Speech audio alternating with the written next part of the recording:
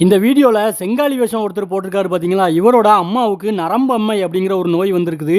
அதனால் அவங்க 6 மாதமாக ரொம்ப படுத்த படுக்கையிலே இருந்திருக்காங்க. சாப்பாடு எதுவுமே சாப்பிடாம ரொம்ப கஷ்டப்பட்டுருக்காங்க. டாக்டர் கிட்ட பார்க்கும்போது ரொம்ப சீரியஸ் ஆகி டாக்டர் வந்து இவங்க பிழைக்க மாட்டாங்க, நீங்கள் சொந்தக்காரங்க கிட்டலாம் சொல்லிருங்கன்னு சொல்லி அந்தளவுக்கு ரொம்ப சீரியஸ் ஆகிட்டாங்க.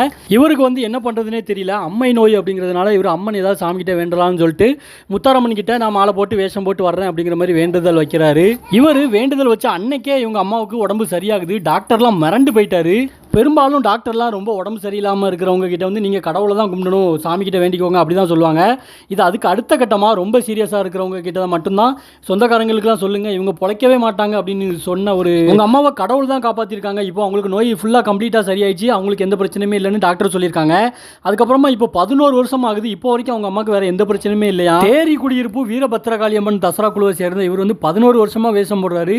ஆனால் 11 வருஷமாக சாமியே வரல இவருக்கு. என்ன காரணத்தினால இவருக்கு சாமி வராமல் இருக்குதுன்னு தெரியல. ஆனால் 11 வருஷமும் இவர் மாலை போட்டு விரதம் இருக்க தான் செய்கிறாரு, வேஷம் போடுறாரு.